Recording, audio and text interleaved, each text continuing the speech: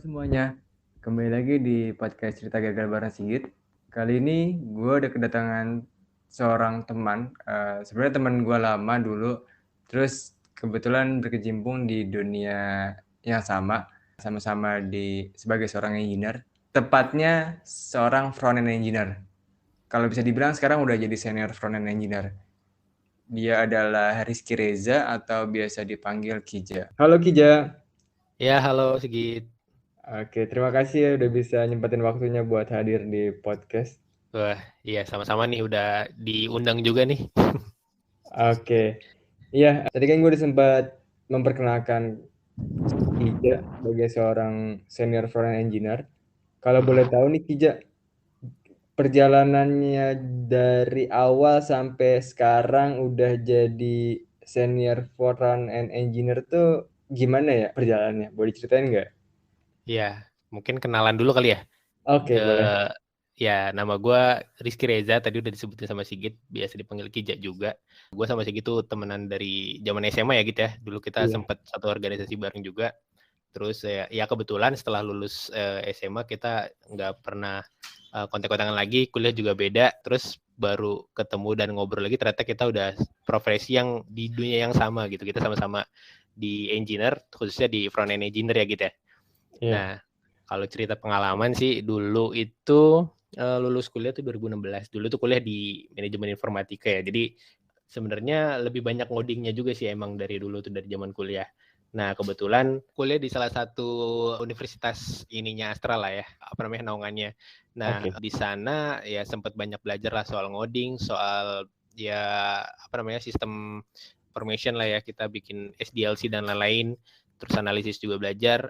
Lalu lulus kuliah, kebetulan ya emang proses untuk tes di perusahaan tersebut itu jadi lebih mudah karena emang dari anak perusahaannya gitu kan ibaratnya, dari naungan perusahaan tersebut. Nah akhirnya lulus dari sana langsung coba tes dan alhamdulillah ya jadi itu keterima di salah satu anak perusahaannya, tapi masih outsource gitu. Jadi selama kurang lebih 2 tahunan lah itu jadi .NET developer awalnya, awal karir tuh jadi .NET developer, jadi nggak ada hubungannya sama front end sama sekali gitu. Jadi Oke. ya ada, cuman mungkin nggak banyak banget lah ya, nggak kayak yang murni front end yang ngerjainnya tuh ya benar-benar JavaScript atau pakai React dan lain-lain ya frameworknya ya.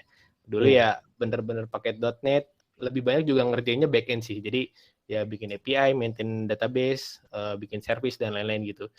Nah, setelah 2 tahun, nah kebetulan itu pas awal kerja itu, kerjaan pertama itu gue sambil kuliah ekstensi ya, S1-nya. Nah, pas lulus S1-nya itu memutuskan untuk, wah kayaknya udah pernah berpikir tuh kalau, wah kayaknya yang .NET ini gue kayak kurang cocok gitu. Kayak ngelihat Oke. ada satu tim gitu ya. Dulu tuh tim front end tuh baru gitu di tempat gue kerja dulu. Dulu Mm. tuh ada tim baru front end gitu. Terus gue ngeliat kayak, wah kayaknya ini lebih menarik nih, ini kayak lebih cocok tuh buat gue nih. Tapi dulu kan kayak apa ya, gue sempat mau ditarik juga tuh ke tim itu, tapi nggak dibolehin sama atasan gitu. Jadi Oke. kayak masih dibutuhin di tim yang sebelumnya gitu. Jadi akhirnya ya udah karena nggak bisa di sana, gue berpikir udahlah kalau kayak gini terus kayaknya nggak bakalan dipindah-pindahin juga nih. Jadi ya udah putusin, udah S1 udahlah, coba cari di tempat lain gitu. Nah waktu itu dari perusahaan pertama itu gue coba cari, ada teman juga yang ngajakin itu di e-commerce.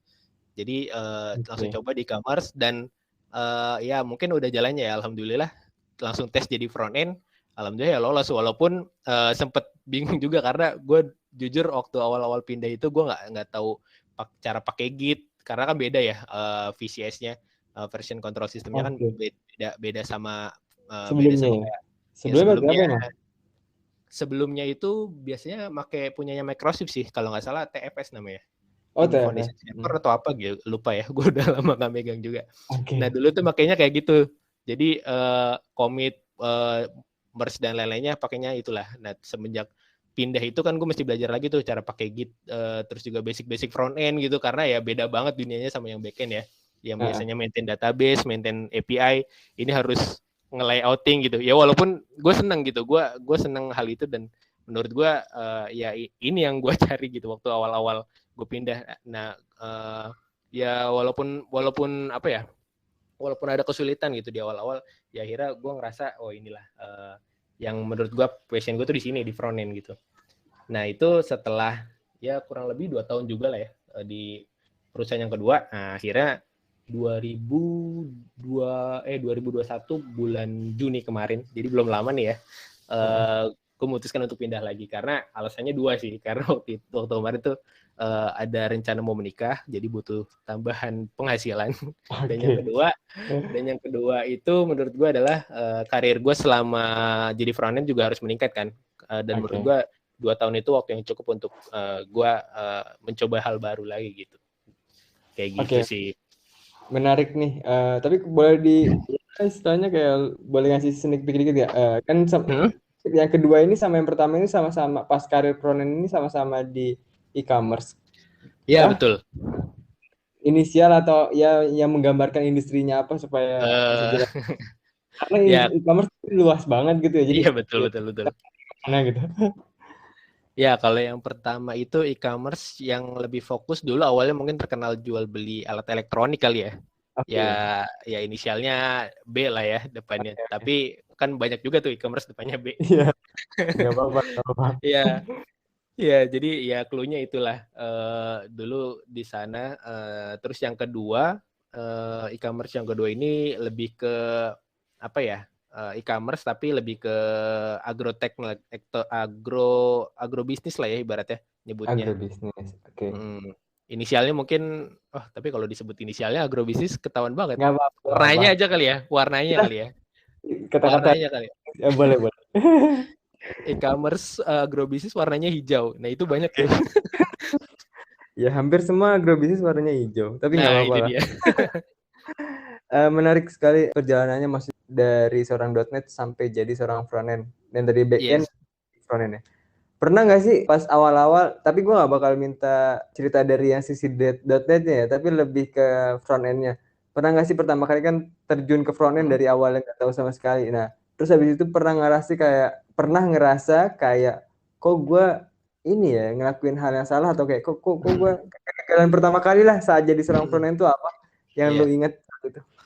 Iya, pas pertama kali ya itu pas tes itu sebenarnya kan biasa ya tesnya itu tes apa ya namanya skill ya ibaratnya kayak ngoding. Cuman biasanya kan kalau perusahaan-perusahaan lain kan tes skill atau ngodingnya kan kayak HackerRank gitu-gitu ya, yang biasa Codility.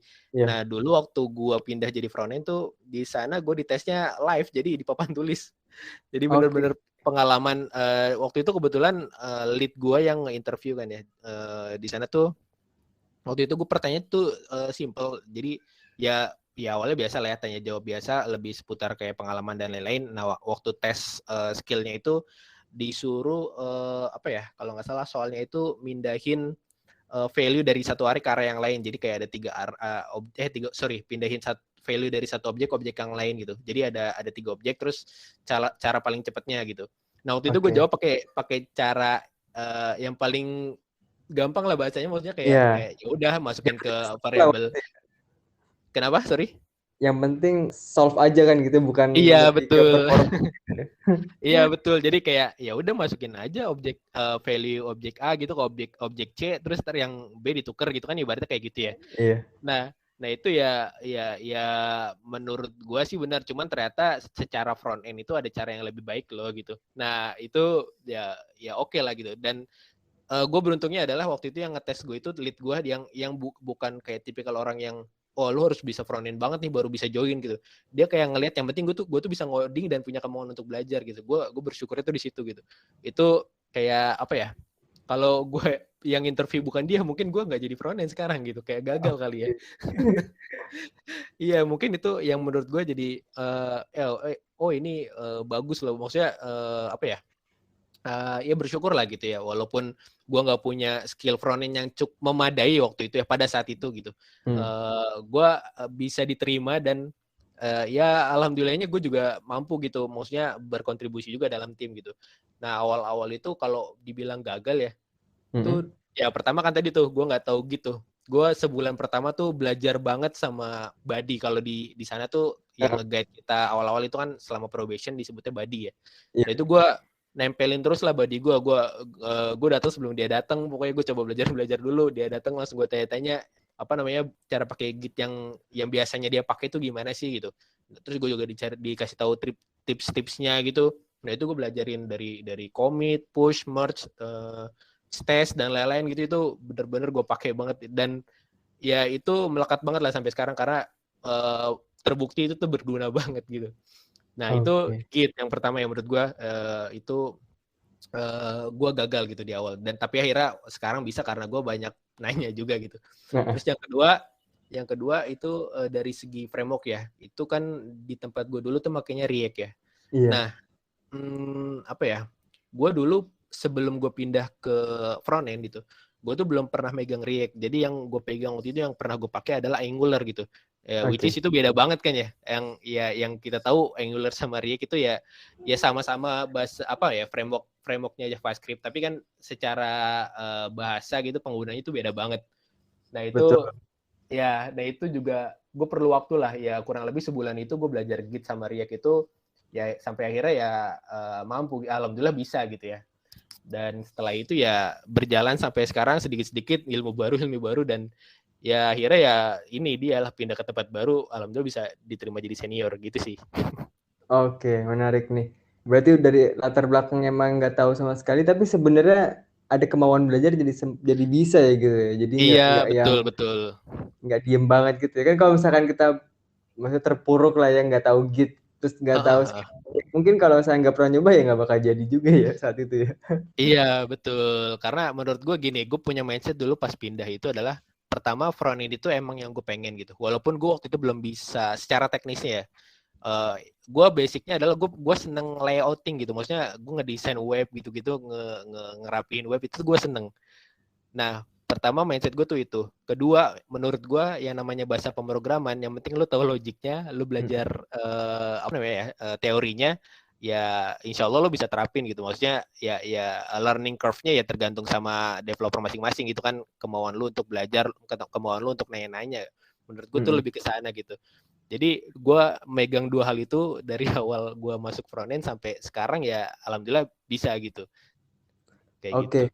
Berarti di awal nggak sempet ngerasa kayak, wah gue parah banget nih ngehandling sebuah CSS gitu. Karena kan maksudnya dari seorang backend biasanya kan backend tuh kayak malah nggak tahu sama sekali tentang CSS. Bahkan yang web dev aja kalau nggak fokus ke stylingnya aja nggak tahu sama sekali. Berarti tuh ada masalah nggak di situ?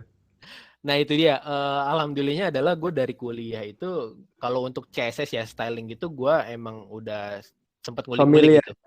Ya betul, udah sempat familiar. Cuman kalau teknologi JS-nya sendiri tuh gue ya nggak tahu lah ya, karena dulu yang gue pegang kan .NET ya.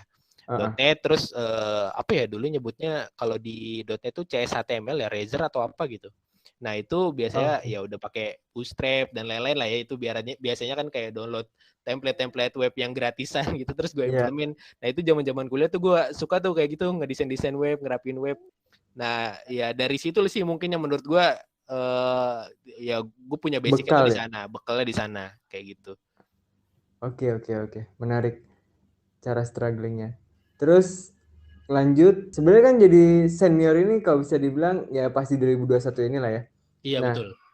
apa sih sebenarnya kalau emang pernah gagal ya dalam perjalanan selama menjadi frontend, kalau emang ada boleh ceritain nggak? Atau challenge apa yang berbeda dari sebelumnya pas sekarang jadi seorang senior? Berarti perbedaan challenge atau perbedaan sekarang jadi senior sama dulu sebelum jadi senior gitu ya? Tapi yang pertama kalau misalkan ada gagalnya dulu, kalau emang nggak ada gitu. gagal, boleh skip tentang itu. Kalau challenge-nya, kalau gagal sih sebenarnya apa ya? Sejauh ini sih selama jadi senior ya belum ngerasain ya, karena mungkin range experience-nya juga belum selama waktu kemarin jadi front end gitu kan ya, selama di kantor yang lama gitu. Ya sekarang kan baru sekitar 3 bulan, jalan 4 bulan, jadi ya mungkin belum ngerasain titik di mana wah gue hopeless banget nih ngerjain ini nih, gue udah pusing banget. Nah ini sejauh ini sih di tempat yang sekarang itu belum ngerasain. Tapi kalau ditanya experience-nya, perbedaannya, challenge-nya gitu antara front end sama senior front end itu menurut gue lebih ke apa ya? Secara tim itu gue punya tanggung jawab lebih gitu. Kalau front end kan ibaratnya kayak ya udah gue dapet task, gue ngerjain gitu. Terus gue ngasih report atau lapor kalau kerjaan gue tuh udah selesai gitu, sesuai sama sprint lah ya, biasanya kita ngikutin sprint. Nah kalau di sini menurut gue sama, kerjanya juga kayak gitu, tapi gue harus berpikir kalau gue tuh bisa ngasih feedback lebih loh gitu, gue bisa ngasih masukan lebih dibanding gue cuma ngerjain gitu.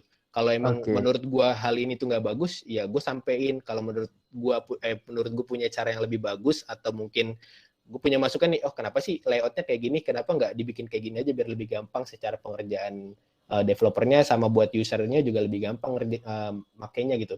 Nah hal-hal yang kayak gitu yang menurut gue kan feedback yang bagus, nah itu harus gue sampein.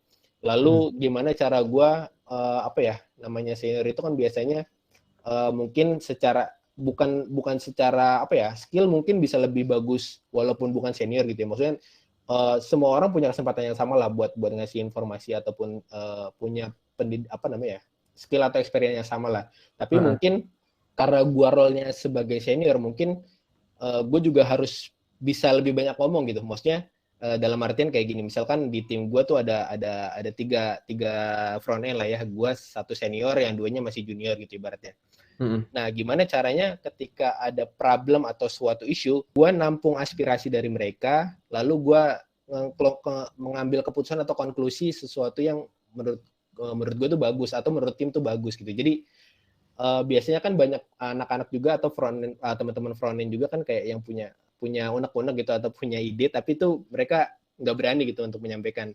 Nah biasanya gue yang mancing-mancing juga sih, kayak coba lu punya ide nggak atau punya usulan nggak? Kalau misalkan emang mereka nggak ada, coba gue suggest gitu. Atau mungkin kalau misalkan mereka punya ilmu yang gue nggak punya juga kan, itu satu hal yang bagus ya. Nah tantangannya tuh mungkin lebih kayak gimana sih gue nge-guide atau kita ngebangun tim tuh lebih lebih kayak punya tujuan yang sama gitu, visinya sama dengan keterbatasan skill kita masing-masing gitu. Jadi ya bukan dalam artian senior itu lebih jago dibanding yang front end biasa, itu menurut gue enggak juga sih, karena secara skill di reality pun banyak hal yang belum gue tahu dibandingkan kayak front yang biasa gitu. Mungkin ya namanya teknologi kan upgrade terus ya hari demi hari. Nah mungkin banyak teknologi yang belum gue tahu, tapi teman-teman gue tuh udah tahu. Nah tugas gue tuh mungkin lebih kayak apa dong yang baru, coba yang gue belum tahu, coba ini bisa nggak diimplementasiin di yang mau kita kerjain nih. Nah itu menurut gue lebih ke sana gitu, kayak gitu. Challenge-nya tuh lebih ke situ sih, kayak harus gimana sih ini, ayo dong ada masukan atau enggak gitu, lebih kayak ke situ sih kalau menurut gue ya. Berarti sebenarnya kayak gathering feedback dari teman-teman dan kayak men-trigger lah ya apa sih yang bisa diimplementasi, dan ya maksudnya diputuskan dari sekedar kayak oh ini ada yang baru tapi ya nggak dipakai juga ya kan percuma gitu. Tapi kalau misalnya dia diputuskan berarti jadi lebih bermanfaat. Pertanyaan selanjutnya lebih ke case-nya. Kalau boleh disebutkan contoh case-nya apa ya waktu itu saat lu mencoba untuk nge-trigger teman-teman ya, temen yang ada di tim lu tuh kayak untuk memikirkan kita tuh pengen pakai ini loh, terus kan di lu lebih banyak untuk kayak istilah men-trigger atau membantu meng-guide mereka. Contoh case-nya apa ya? Kalau emang bentuk case atau fiturnya itu agak strict karena nama perusahaan, boleh diganti dengan kata umumnya aja gitu. Ya biasanya sih kalau front-end ya jujur, kalau gue pas baru masuk ke sini tuh sebenarnya agak ke tempat yang baru ini ya, ke perusahaan yang baru ini. Sebenarnya secara front-end tuh gue agak kaget sedikit karena belum nerapin desain sistem gitu di sini. Biasanya kan kalau udah gede gitu, apalagi e-commerce kan udah punya desain sistemnya sendiri ya. Iya. Nah, jujur gue agak kaget karena secara UI desain sistemnya udah ada, tapi itu nggak dipakai gitu. Kayak pas ngebangun tuh belum sempurna, terus kayak ditinggalin gitu aja gitu. Ada fokus yang lebih urgent lah. Nah, gue sempet tuh mancing-mancing, kan ada prinsipal gue juga ya, prinsipal frontend. Nah maksud gue tuh selalu nanyain kenapa sih kita nggak ngerapihin komponen atau UI yang ada di desain sistem biar kita tuh bisa tinggal reuse gitu ya, tinggal kita pakai, dibanding kita setiap ada sprint gitu kita ngerjain fitur kita bikin lagi dari nol lagi, apalagi komponennya satu, padahal dashboardnya tuh ya kita ada beberapa sistem tuh ibaratnya kayak CMS gitu ya, dashboard nyebutnya. Nah dashboardnya itu sebenarnya secara desainnya itu ya sama-sama aja gitu dari tim desainer, tapi kayak dibikin sendiri-sendiri gitu komponennya. Oke. Gitu loh. Jadi kayak ada dashboard A nih, secara desain, warna, layout semua itu persis sama kayak dashboard B. Tapi komponennya itu dibikin sendiri-sendiri di masing-masing Oke. sistem Jadi ini. masih independen ya, nggak. Independen, betul. Hmm. Nggak sharing lah ya, nggak sharing komponen gitu ibaratnya. Nah, gue sempet ya ini mungkin belum goals juga ya, belum diimplement juga. Cuman maksud gue nge-trigger ini, gue ngajak nih, maksudnya teman-teman gue yang front yang lain, ayo dong kita kalau misalnya punya waktu, coba dong kita rapin ke sana gitu. Kita dikit-dikit ngerapin yang gedeannya dulu tuh. Jadi kalau misalnya kita ada pengerjaan tuh ya bisa kita tinggal pakai aja, kita tinggal comot gitu. Mungkin case-nya mungkin itu ya, tapi mungkin kalau lebih spesifiknya lagi sih gue belum nemuin case yang banyak banget karena experience juga belum banyak di tempat yang sekarang gitu. Oke, got it. Nggak apa-apa. Berarti sebenarnya lebih kayak waktu itu lu nge-trigger tentang desain sistem. Dan kalau boleh tahu, dari tim lu sendiri tuh emang fokusnya kan namanya front-end tuh kadang ada 2 aliran tuh. Iya, Ada front-end yang alirannya bikin UI atau bikin desain sistem gitu ya. Jadi dia iya. nge-manage semua komponen library. Atau ada juga yang fokus ya udah sekedar integration aja, integration dari desain sistem yang ada atau pakai yang ada bertebaran di GitHub gitu ya, yang open source gitu, tinggal ditarik-tarik yang dia perlu. Nah, komposisi tim lu itu sendiri tuh atau yang ada di tempat sekarang itu lebih kemana nih arah front end-nya? Apakah emang semuanya jago untuk bikin UI atau desain sistem dan juga integration atau rata-rata ya udah integration aja makanya Nah, nggak sempet megang iya itu gitu. betul. Itu pertanyaan bagus sih. Jadi ini gue juga nemuin case-nya ya. Jadi menurut gue ada sedikit perbedaan antara kantor gue yang baru sama yang lama gitu. Kalau Oke. yang gue tahu itu yang front end yang biasanya nanganin UA atau ngebikin desain sistem itu kalau di kantor lama gue tuh disebutnya UI engineer. Yap. Ya kan ya. Jadi Mm. ya ibaratnya ketika masuk ke front end ya udah tinggal integrasi gitu. UI-nya udah disiapin sama UI engineer. Nah, Ya. yang jadi pembeda adalah di kantor gue yang baru ini nggak ada gitu. Role-nya UI engineer ini kayak seakan-akan hilang gitu. Maksudnya ya dari desainer ada, tapi nggak semua front end itu kan bisa ngedesain atau nge-layouting ya dari apa yang dibikin sama desainer Iya, betul. gitu kan. Terus di layouting, dirapihin CSS-nya sampai jadi layout yang rapih gitu ibaratnya, sampai responsif dan lain-lain lah ya. Iya. Itu kan nggak semua front end bisa ya. Nah, menurut gue role UI engineer itu yang hilang di tempat gue sekarang gitu. Dan gue lihat sih kiblatnya di yang sekarang ya emang lebih ke integrasinya sih, lebih kayak yang penting apa ya namanya fiturnya tuh jalan dulu gitu. Layout tuh Oke. yang penting bisa dilihat itu nggak berantakan aja gitu. Ya, secara visual oke aja. Tapi Betul. sebenarnya kalau secara kita lihat konsisten, mungkin nggak konsisten karena masih independen masing-masing di Iya, mana-mana gitu ya. iya Nah, betul kayak gitu sih. Jadi ada beberapa dashboard yang lama ya. ah, Itu gue ngelihat desainnya bahkan sama desain yang udah dibuat sama desainer tuh beda banget gitu. Berantakannya tuh bener-bener nggak rapi lah gitu, nggak enak dilihat gitu. Nah menurut oke. gue ya mungkin juga karena apa ya e-commerce gue ini kan belum terlalu lama ya. Iya. Mungkin dulu mereka belum punya dedicated front end gitu. Jadi ya ibaratnya masih dikerjain sama full stack engineer. Jadi mungkin ya cara layouting dan lain-lain belum begitu rapi. Tapi mungkin beberapa tahun kebelakangan sampai tahun sekarang ya mungkin udah punya front end di beberapa tempat itu mungkin udah diarahkan untuk jadi lebih rapi sih kayak gitu. Tapi ya so far kalau gue lihat sih emang lebih di belakang masih lebih ke arah integrasi dibanding kayak kita nyiapin desain yang bisa dipakai secara global sih kayak gitu. Oke, menarik. Terus pertanyaan selanjutnya. Kalau misalkan dari perjalanan karir lu, nih kan lu kan sempat interview juga. Tadi kalau misalkan awal-awal interview di company yang inisialnya B kalau gua nggak salah ingat, Iya itu betul. ya mestinya sampai berhasil gitu ya. Ada juga nggak sih lu pernah punya pengalaman interview, tepatnya yang interview tentang ke front end-an gitu atau segala hal tentang front end atau apply front end engineer lah, senior dan lain sebagainya, tapi ada front end-nya. Pernah gagal nggak? Kalau pernah gagal boleh ceritain nggak? Di Waduh, mana tuh? kalau gagal mah banyak banget lah udah nggak kehitung gitu. Apalagi interview gitu. Oke. Dulu Yang dari bisa diingat aja, yang bisa diingat terus company-nya dulu aja sebutin tapi inisial nggak apa-apa.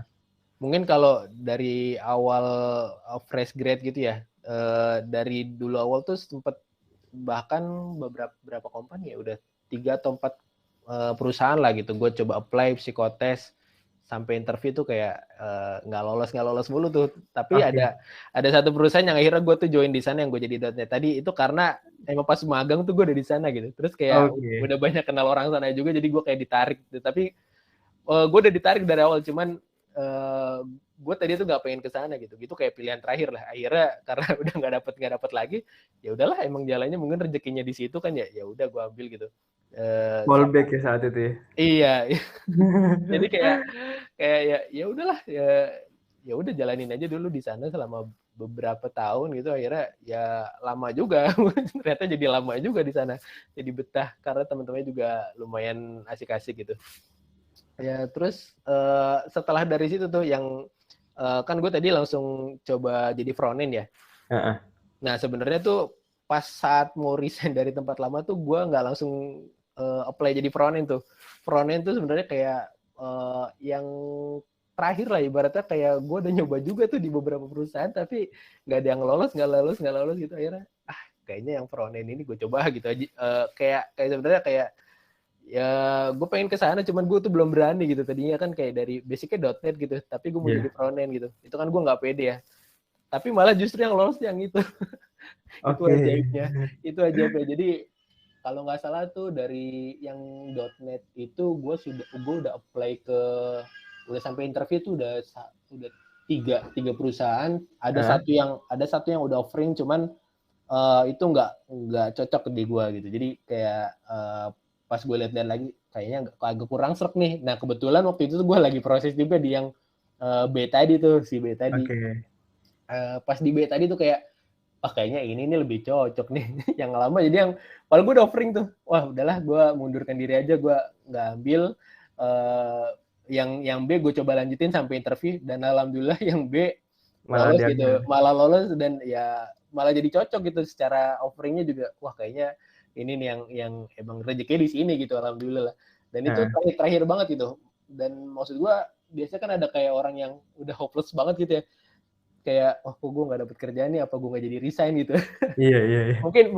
mungkin nggak semuanya orang ngalamin itu, tapi mungkin adalah beberapa dari kita gitu. Dan mungkin gue udah hampir ke titik itu ya, kayak gue kayaknya nggak jadi resign deh, gue kayak mau stay di sini lagi deh, kayak di sini tuh udah nyaman gitu, teman-teman gue udah asik, bos gue juga udah enak sama gue gitu. Ya udahlah, kayak gue di sini aja gitu. Pas di akhir ternyata ya kita kan nggak tahu rezeki dari Allah ya. Ternyata wah yang ini malah lolos, yang tadinya kita tuh ragu gitu. Gue ragu jadi front end. Ternyata yang akhir-akhir gue coba kayak ya udahlah, gue nothing tulus lah ya, maksudnya coba-coba aja. Nggak lolos juga ya udah, lolos juga ya alhamdulillah gitu kan, diambil. Ya ternyata lolos, ya ternyata dapet tuh yang di B tuh. Nah, terus pas yang terakhir ini nih jadi senior, ini juga ya mirip-mirip lah gitu. Gue dulu pas 2020 akhir tuh, gue kan waktu itu rencananya udah mau lamaran, terus udah mau nikah ya, tadi kan gue cerita. Nah itu gue mikir kayak, waduh, kok kayaknya yang di perusahaan sekarang tuh kayak lagi stagnan nih. Gue udah tahun lebih di sana, tapi kok kayak nggak ada kenaikan tuh. Itu tuh udah lumayan kepikiran tuh. Waduh, gimana nih ya secara salary kok segini-segini aja, sementara tahun depan gue udah harus berkeluarga gitu kan, udah nggak cuman nafkahin diri gue sendiri gitu kan, ibaratnya gue harus nafkahin anak orang gitu kan. Terus nah itu akhir 2020 gue coba ke Unicorn tuh kalau nggak salah, yang G yang hijau. Nah itu gue udah sampai interview 2 kali tuh. Jadi online testnya gue udah lolos, interview pertama udah lolos. Pas interview kedua itu gue mungkin karena gue nggak pede juga kali jawabnya ya, itu akhirnya gue nggak lolos tuh. Karena interview juga pakai bahasa Inggris sih, jadi gue mungkin agak belibet juga kali ya secara ngobrolnya gitu pakai bahasa Inggris pas interview. Nah terus kalau nggak salah setelah itu ya banyak lah gue apply beberapa perusahaan. Ada yang pas lagi gue apply di LinkedIn tuh udah langsung nggak lolos gitu, ibaratnya kan baru berkas ya, seleksi berkas. Nah itu ada apa tuh inisialnya tuh kalau boleh tahu? Dia langsung ngemail atau gimana tuh? Jadi kan enak sih sebenarnya kalau misalkan lolos nggak lolos tapi ada feedbacknya ya. Iya betul. Kalau nggak salah G juga yang hijau, yang lawannya. Yang lawannya itu juga kalau nggak salah sih gue langsung di nggak lolos gitu, ibaratnya pas baru apply di LinkedIn gitu. Terus kalau nggak salah waktu itu pernah apa lagi ya? R juga pernah tuh, R yang belajar. Siap. Itu juga pernah. Terus ada juga yang beberapa kali udah sampai interview Yang dan di R itu udah sempet sampai tahap mana tuh? Atau yang R lanjut? yang R itu gue sempat udah apply tapi langsung di email nggak lolos gitu. Tapi Oh ternyata gitu. tapi lucunya adalah ketika gue udah masuk ke yang sekarang, gue di email untuk di interview gitu. Kenapa Oke. baru sekarang? Itu lucu sih. Dan banyak. Waktu yang tidak tepat ya. Iya, dan gue rasa sih banyak ya yang ngalamin kayak gitu. Jadi kayak ya giliran udah masuk ke tempat yang sekarang baru dapet tawaran gitu ya. Namanya rezekinya bukan datang pada waktu yang tepat ya. Mungkin Iya emang benar. dapat rezekinya gitu ibarat ya. Heeh. Ya itu. Terus selain itu, ada juga ini G juga. Kenapa gue udah banyak G semua ya? G juga itu kayak semacam Bentar, G-nya jangan kebanyakan nih. Yang ini G-nya tentang apa nih? Biar nggak ini bingung industrinya deh. G ini startup tapi lebih kayak ticketing. Ya, adalah. Oke, ya. Ada Oke, mungkin bisa dicari juga. Nah, ya. itu gue udah sampai ini sih, interview udah, terus jadi kalau di sana tuh sistemnya bukan kayak online test coding gitu, tapi lebih kayak gue dikasih kayak challenge gitu. Coba nih lu layoutin webnya, lu rapihin pakai komponen yang udah ada, requirement tuh gini. Nah, terus nanti seminggu kalau nggak salah tuh nanti lu coba present ke kita ya. Nah, itu gue udah lakuin tuh. Udah sampai Oke. offering juga tuh, udah sampai offering. Dan ya offeringnya nggak cocok ternyata. Oke. Jadi secara offering ternyata nggak cocok. Terus gue juga ngeliat kondisinya pada waktu itu kan lagi pandeminya lagi lumayan ya. Kalau gue ngeliat tiketing itu kemungkinan secara bisnis itu lagi turun gitu. Jadi gue nggak berani ambil resiko yang terlalu besar lah ya. Jadi ya udah gue akhirnya memutuskan untuk mengundurkan diri. Setelah itu di mana lagi ya? Itu kalau nggak salah tuh sebelumnya ada lagi tuh. Sebelum itu gue coba ke e-commerce. Oke. E-commerce yang udah unicorn nih. Oke. Yang kayak juga nih. Iya. Hijau juga nih. Nah, Iya. iya ke situ tuh. Nah, ke situ apply-nya waktu itu jadi senior friend, dan rata-rata yang gue coba apply sih emang jadi senior ya, karena ya itu tadi kan gue selain ngejar gaji juga gue pengen karir gue juga meningkat gitu kan. Oke. Nah itu gue coba jadi senior juga tuh, jadi senior front di sana. Challenge-nya itu kalau nggak salah awalnya ya biasa seleksi berkas, habis itu interview sama HR biasanya kayak talent acquisition-nya. Setelah ngobrol-ngobrol akhirnya dikasih task tuh, dikasih challenge waktu itu kalau nggak salah bikin PWA. Oke. Jadi mereka udah nyediain API-nya pakai GraphQL, gue cukup consume API itu, terus gue layoutin, gue tampilin informasinya itu serapi mungkin, sebaik mungkin, dan seresponsif mungkin dengan namanya tuh nggak nge-lag lah ibaratnya, performance-nya bagus gitu, dengan well maintained performance gitu. Nah itu secara pengerjaan tuh pas lagi gue interview ya kan, itu setelah dikerjain terus gue langsung diinterview sama prinsipalnya ya. Nah pas lagi interview itu prinsipalnya tuh bilang kalau gue tuh bagus gitu, hasil yang gue kerjain tuh ya bagus lah gitu. Mungkin kurang dikit-dikit lah ya karena beberapa API atau data tuh nggak maksimal digunain di apps gue gitu. Ya cuma secara overall menurut dia tuh bagus gitu. Tapi masalahnya adalah ketika interview tuh mungkin ya grogi atau gimana ya. Banyak pertanyaan dari dia yang ternyata gue tuh belum tahu gitu. Dan gue sadar gitu setelah dari situ gue mulai ngulik-ngulik lagi tuh kayak Pertanyaannya jangan disebutin dulu, nanti aja ada sesinya lagi. Oke. Ya dia lebih banyak nanya-nanya gitu sih. Terus setelah interview itu selesai, ternyata nggak lolos, ibaratnya kayak nggak lolos jadi seniornya, tapi gue ditawarin di level yang lebih rendah gitu. Nah, gue kira tuh udah langsung oke kan, oh ya udah gitu, kalau level lebih rendah tapi ekspektasi gajinya tuh nggak jauh beda sama yang gue mau gitu, ya it's okay gitu kayaknya. Ternyata ada interview lagi. Nah, ternyata ada interview lagi. Interviewnya ini yang kedua, ternyata live code gitu kan. Nah, live code itu kan ya namanya live code kita mungkin nggak tahu, grogi, terus juga nggak ada persiapan lah ya. Gue juga nggak tahu kalau itu akan ada live code gitu.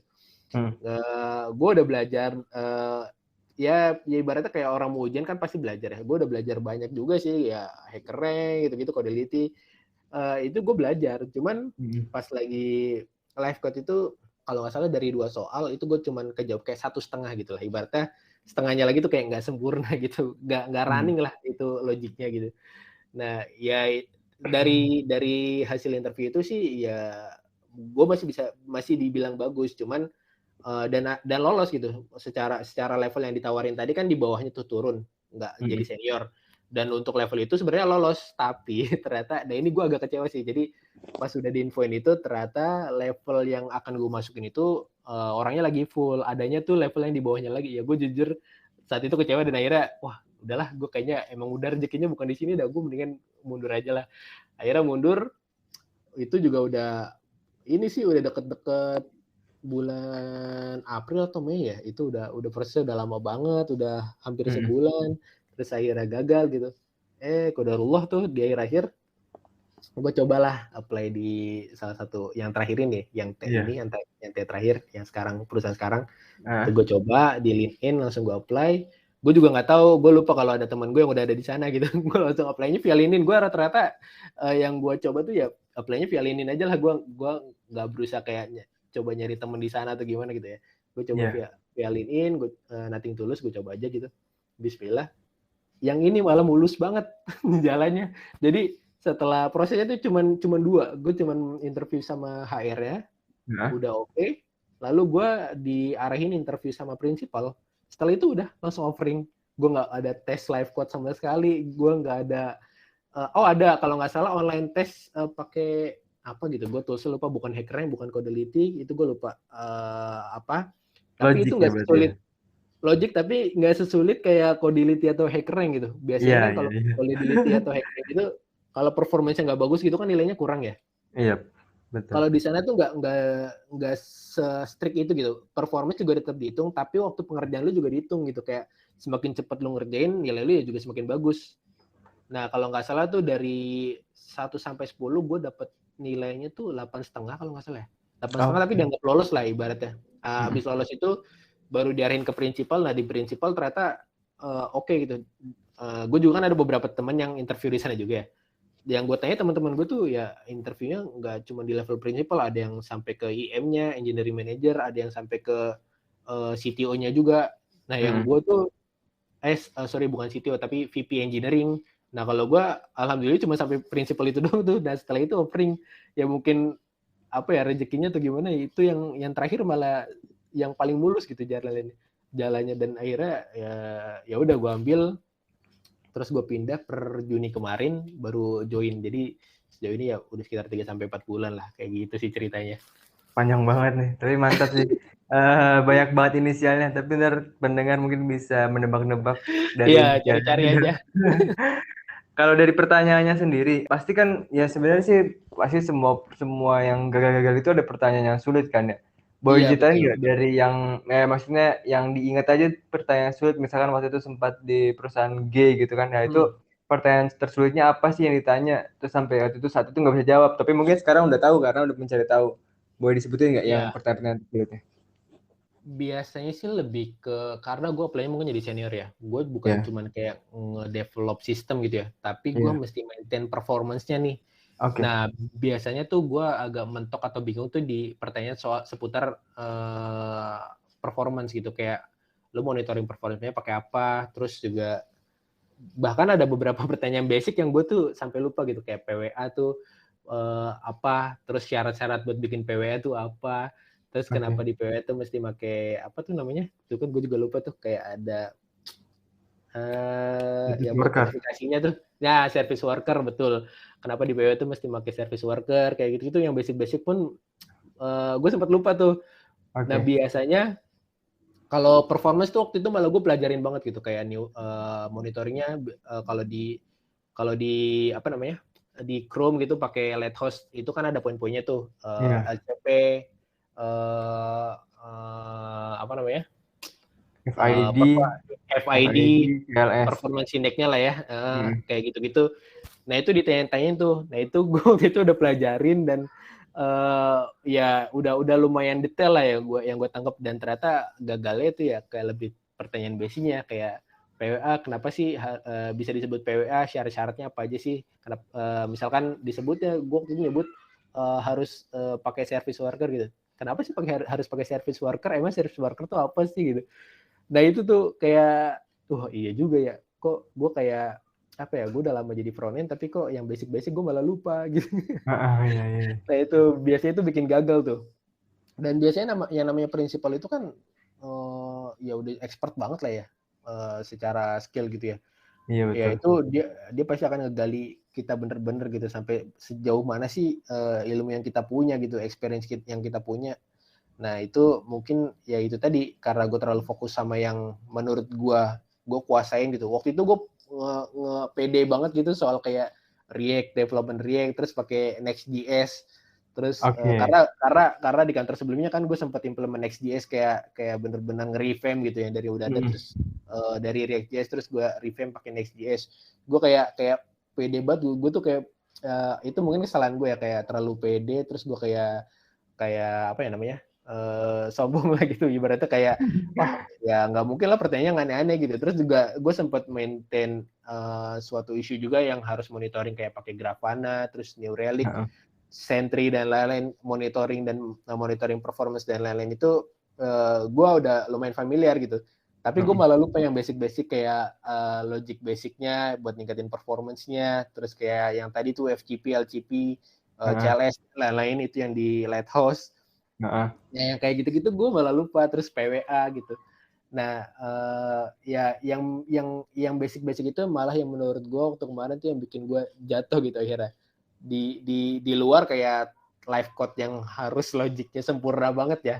Itu di luar itu pertanyaan yang mungkin bisa gue bilang gue tuh blunder gitu di sana karena gue nggak mempersiapkan diri gue untuk ke sana gitu. Kayak gitu. Kalau pertanyaan yang live code gitu sih sebenarnya menurut gue relatif ya kan, karena ada banyak engineer juga yang nggak setuju gitu karena secara reality juga nggak semuanya kepake gitu. Dan itu menurut gue juga bisa improve seiring berjalannya waktu gitu ya. Maksudnya case by case gitu, nggak bisa semuanya tuh di satu logic itu kayak ini logic yang terbaik gitu dibanding logic yang lain gitu. Menurut gue pasti ada satu kekurangan dan satu kelebihannya gitu. Walaupun itu sifatnya basic gitu, kayak bedanya orang pakai for biasa sama for each sama while gitu. Itu kan mungkin secara apa ya, processing di komputer itu kan kalau nggak salah yang dibilang tuh while lebih cepat. Cuman kan pada realitanya nggak mungkin orang semuanya pakai while gitu kan. Iya, apalagi Secara kadang taunya sekarang ya mungkin pakai apa namanya ECMAScript 6 kayak yaudah for each, pokoknya semua yang udah benar-benar nggak pakai yang bukan bilang primitif juga ya. Pokoknya loop-loop yang dulu lah kayak while terus for gitu jarang banget sih sebenarnya. Iya betul, kayak ya it's okay gitu, maksudnya kita tahu kalau itu tuh yang tercepat atau yang paling cepat diproses sama komputer gitu. Cuman secara pengerjaan nggak mungkin kita kayak benar-benar harus mikir misalkan kita mau nge-map array itu objek array, gue mau pakai while aja, gue nggak mau pakai for each gitu. Ya bisa itu kalau emang lu udah nempel banget di otak lu bisa. Cuman menurut gue itu akan jadi blocker ketika lu mesti ngejar waktu di sprint gitu. Kalau emang udah ada yang bagus ya udah disediain, ya udah pakai aja gitu kan ya. Tahu juga yang bikin itu pasti berpikir kalau ini ya udah bagus lah makanya dibikin tools ini gitu. Nggak mungkin dia bikin kayak gue bikin ini tapi lu jangan pakai ya, lu pakai well aja gitu. Kan nggak mungkin juga ya. Menurut gue ya yang udah bagus ya udah kita pakai aja sih. Kalau misalkan performance-nya kurang bagus gitu atau ini jadi lama nih prosesnya di bagian ini, ya itu mungkin baru kita bisa analisa lagi. Kan belum tentu juga masalahnya di sana gitu. Menurut gue yang basic-basic kayak gitu itu ya apa ya, case by case lah ya, kayak logic yang sifatnya pasti perfect banget yang gue bilang tadi tuh kayak gitu sih. Oke, terkait pertanyaan kalau senior, bedanya apa sih pas pertanyaan senior tuh yang dipusatkan, ini loh pertanyaan yang ada di pertanyaan interview senior, yang pengalaman lo waktu interview? Iya, kalau senior ya yang gue rasa itu yang paling ditekankan banget itu tadi performance sih. Gimana caranya lu nge-maintain sistem yang udah lu punya dengan performance yang tetap baik gitu. Terus kalau misalkan lu punya pengalaman gitu, dan kebetulan itu waktu gue revamp di tempat yang lama, yang dari React.js jadi Next.js, itu pernah ngalamin memory leak gitu. Jadi ada satu isu, terus ada memory leak, gue harus cari solusinya gitu. Nah itu kebetulan akhirnya gue nemuin dan itu ditanyain banget lah, ibaratnya kayak lu pernah apa sih emang sih kenapa lu pede jadi senior tuh emang analisa lu tuh udah sejauh mana sih? Mungkin menurut gue tuh prinsipal tuh lebih nekenin itu. Terus kalau misalkan kayak jadi senior tadi performance, terus analisa lu, terus lebih kayak tools yang lo kuasain tuh apa aja sih? Terus apa ya? Secara tim lu biasanya koordinasinya gimana sih? Tuh, apakah lu cuman kayak tipikal orang yang nerima kerjaan terus langsung lo kerjain gitu aja, atau lu tipikal kayak orang yang nerima kerjaan terus lu filter dulu nih, oh ini nggak bisa nih, belum sesuai nih sama apa ya yang kita punya sekarang komponen-komponennya nih, kita perlu waktu yang lebih banyak nih untuk develop ini. Nah itu kan ada feedback dari engineer ya, maksudnya dalam artian lu dapet task tapi nggak langsung lu kerjain ketika lu emang nggak merasa bahwa itu nggak sesuai apa ya, secara timeline itu nggak mampu dikerjakan dalam waktu dekat atau dalam waktu cepat, ya lu bisa ngasih feedback. Nah itu kan beda sama orang yang kayak lu langsung kerjain aja gitu ya, karena tuntutan kerjaan gitu, dapat ya udahlah gue dapetnya ya, jadi kayak gini. bukan sekedar yes man aja gitu ya. Jadi ya iya, betul. itu dulu dianalisis dengan baik ya. Dianalisis dengan baik, terus koordinasi juga sama tim lu gitu kan, ibaratnya kan ya namanya kerja di IT kan lu nggak mungkin kerja sendiri kan, ya kayak front end punya timnya, back end punya timnya, ya khususnya menurut gue senior itu ya lebih kayak itu tadi sih, ketika ada task ibaratnya dari PM ya, kita mau develop fitur ini nih, biasa kan ditanya tuh gimana nih dari engineer. Nah ya menurut gue yang harus aware banget sih itu dari senior adalah ini capable nggak sih untuk di-develop dalam waktu sekian gitu, yang udah disediain sama PM. Nah kalau emang enggak, concern-nya apa aja, terus baiknya tuh gimana. Menurut gue itu seorang senior itu harus lebih ke arah sana sih mikirnya, bukan kayak cuman oh ini kayaknya nggak bisa, ini bisa gitu tanpa alasan yang jelas gitu. Jadi kayak selain bukan yes man doang yang nerima doang, tapi juga harus punya alasan juga kalau itu nggak bisa kenapa gitu. Menurut gue itu lebih ke sana, dan maintain timnya ketika sprintnya berjalan juga itu kan penting ya, maksudnya dalam artian kayak ngejagain biar atasnya teman-teman ini yang front-end-nya khususnya itu ya tetap pada porsinya lah. Kalau misalkan emang ada yang udah selesai duluan, coba bantu yang lain. Nah itu biasanya gue coba kayak gitu sih. Walaupun kalau ke arah sana kan biasanya lebih kerjanya dari tech lead ya. Iya benar, dibagiin 3 tugas ya. Ya betul.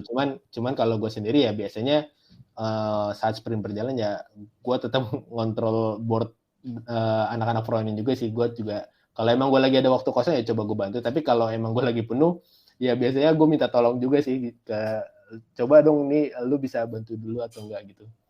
Oke. Dan biasanya juga senior ini koordinasi juga sih sama tech lead tadi sih. Jadi selain sama teman-teman yang lain juga biasanya gue juga ditanya-tanya sih sama tech lead gue gitu, kendalanya kalau di front itu gimana, ada masukan atau enggak gitu. Kayak gitu sih. Oke. Dari sekian banyaknya cerita-cerita gagal dari interview nih, kira-kira kalau misalkan atau juga kan cerita gagal yang tadi nggak cuma dari interview, tapi ada juga cerita gagal pertama kali kerja di bidang front end. Nah, kalau misalkan pesan-pesan dari lo sendiri Ja, terkait gue ini pernah gagal, terus kalau misalkan dari kegagalan ini lu pengen ngasih pesan-pesan apa sih, pesan moralnya buat pendengar atau buat yang lain gitu? Oke. Pertama kalau menurut gue gagal itu namanya apa ya namanya, kegagalan itu sebuah privilege ya. Nggak semua orang bisa ngalamin gagal loh. Maksudnya ketika lu bener-bener punya privilege yang istimewa gitu, belum tentu orang itu akan ngerasain gagal kan ya. Menurut gue gagal itu suatu nikmat, walaupun nggak nikmat-nikmat banget gitu kan, ada pahitnya di dalam kegagalan itu. Tapi menurut gue gagal itu ya itu yang bisa bikin lo berkembang gitu. Dan yang gue dapet hikmahnya adalah selama gue gagal itu poin-poin yang bisa gue ambil adalah kalau emang lu serius belajar atau lu niat gitu di satu bidang gitu ya, selama lu ada kemauan untuk belajar, menurut gue lu bisa gitu, coba aja gitu, jangan minder dulu. Kayak gue tadi kan minder tuh jadi front end, gue nggak pede kan di awal-awal. Ya udah gue coba aja dulu, ternyata pas gue belajar ya emang sesuai dan ternyata alhamdulillah bisa gitu kan. Terus yang kedua jangan gampang patah semangat sih. Jadi biasanya mungkin yang baru ya anak-anak fresh grade gitu kan, biasanya kan kayak ada, waduh gue nggak lolos di A, di B, di C, perusahaan A, B, C gitu. Ya kalau gue mikirnya dulu ya, ya apa ya? Ya mungkin bukan rezekinya aja gitu. Biasanya kan kalau anak-anak yang zaman-zaman SMA tuh biasanya banyak yang ngomong Allah sudah memberikan jalan yang terbaik gitu, udah menyiapkan yang terbaik. Kalau misalnya kita nggak gagal di satu tempat, udah disiapin gitu yang lebih baik penggantinya gitu. Nah menurut gue itu juga bisa jadi poin yang kita pegang sih sejauh ini. Dan gue juga berpikir seperti itu. Jadi ya gue kemarin gagal beberapa kali pun ya gue nggak ngerasa sedih-sedih yang gimana gitu karena menurut gue ya udah bukan rezekinya, ntar juga insya Allah juga ada yang lebih baik gitu yang udah disiapin gitu. Nah kayak gitu sih, termasuk ya ini bukan cuman kayak pekerjaan ya, maksudnya di luar itu kayak pilihan kuliah, karir, terus jodoh ya itu mungkin salah satunya kan, kayak lu udah apa ya, coba deket sama, berusaha sama beberapa orang nih, lu udah niat untuk serius sama beberapa orang tapi ternyata bukan jodohnya ya oke gitu, maksudnya kan ya Allah udah menyiapkan yang terbaik gitu buat lu gitu. Mungkin kayak gitu sih ibaratnya. Jadi poin yang gue ambil sih lebih ke sana. Jadi jangan patah semangat. Kalau emang mau serius belajar itu bisa banget. Dan yang kedua adalah tadi jangan patah semangat karena percaya kalau Allah tuh udah nyiapin yang terbaik buat kita semua. Kayak gitu sih. Oke. Terima kasih pesan moralnya. Dan kemungkinan di pertanyaan penutup ini lebih ke pekerjaan impian ini karena pertanyaan yang selalu gue bawain di podcast gue. Apakah lu ini sudah ada di fase pekerjaan impian? Yang pertama, pekerjaan impian itu bisa jadi kalau posisi saat ini yang lu kerjakan itu udah menjadi ini impian gue banget. Terus yang kedua, ini atau yang kedua, perusahaan yang gue kerja sekarang itu adalah perusahaan impian gue banget gitu. Jadi nanti si kesimpulannya itu adalah iya atau tidaknya dari lu. Oke. Pertama kalau pekerjaannya ya. Kalau lo inget gitu ya, waktu SMA tuh kita pas lagi mau bikin buku tahunannya kalau nggak salah gitu ya. Itu kan nulis tuh, kita ngebikin tulisan terus dihias sebaik mungkin gitu kan. Cita-cita lu pas lu udah dewasa nanti gitu. Itu pas SMA tuh gue inget banget, terus ditaruh di buku tahunan. Mungkin setiap kelas beda kali ya?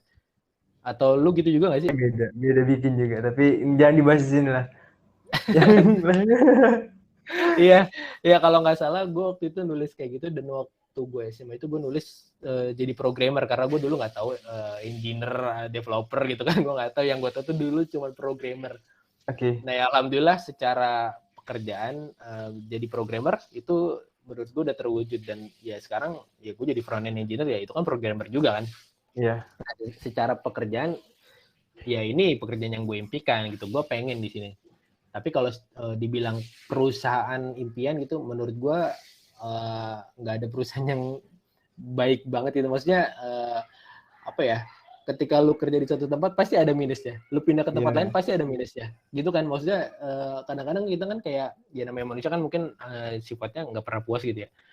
Pasti kalau misalkan lu kayak di tempat yang sekarang, anjir gue udah bete banget di tempat sekarang nih, kok gini gitu. Ketika lu pindah ke tempat yang lain, awal-awalnya oke gitu, tapi ternyata kok gini juga gitu kan. Pasti kan ada poin minusnya, dan menurut gue ya pekerjaan ya jangan kayak bukan pekerjaan, tempat kerja itu bukan kayak jadi yang diimpikan, impian banget gitu sih. Menurut gue ya gue dimanapun asalkan emang bisa dapet salary yang emang sesuai sama keinginan gue dengan jenjang karir yang bagus, ya itu it's okay mau dimanapun gitu ya, selama ya itu tadi nge-provide benefit yang bagus dan ngasih kompensasi ya ibaratnya imbang lah, hak dan kewajiban gue di sana tuh bisa bagus gitu. Gue nggak peduli itu di perusahaan mana sih. Tapi kalau misalkan ditanya perusahaan ada nggak sih yang pengen yang lo tuju gitu, gue sebenarnya masih ada cita-cita tuh. Mungkin dulu gue dari zaman SMA tuh kalau nggak salah sempat juga sama lu tuh, gue pengen banget bikin yang namanya suatu apps gitu atau website gitu ya, yang apa ya namanya tuh bisa berguna banget gitu. Maksudnya yang bener-bener kayak mungkin kalau orang bilang sekarang tuh kayak startup ya, dibikin dari nol terus nanti bisa berkembang gitu. Gue sebenarnya nggak pengen punya impian yang kayak jadi startup terus berkembang dipakai banyak orang bisa dijual dan lain-lain gitu sih. Tapi gue lebih pengen kayak gue ngasilin suatu apps itu yang pakai itu banyak dan bermanfaat gitu. Nah itu mungkin cita-cita gue banget, dan menurut gue ya mungkin ada beberapa yang udah gue kerjain tapi bermanfaat, tapi mungkin itu belum ya yang kayak apa ya, gue belum gue banget gitu, kayak ini bukan hasil yang terbaik dari gue gitu. Kayak gitu sih. Jadi sekarang udah di pekerjaan impian atau belum nih? Ya, kalau pertanyaan itu harusnya udah kalau pekerjaannya ya, tapi kalau tempat kerjanya ya nggak ada sih. Ya menurut gue yang diimpikan gitu nggak ada sih. Oke. Kecuali tadi yang bikin apps atau website yang bermanfaat buat banyak orang sih, dipakai banyak orang. Oke. Itu belum. Kalau emang udah dan ya maksudnya lu nggak bermasalah dengan tempat atau perusahaannya, ya gue kira sih sebenarnya itu fine-fine aja karena itu versi pribadi masing-masing, tidak bisa tidak ada yang benar dan yang salah karena yang menjalankan hanya lu gitu, karena itu kan versi lu, bukan versi gue.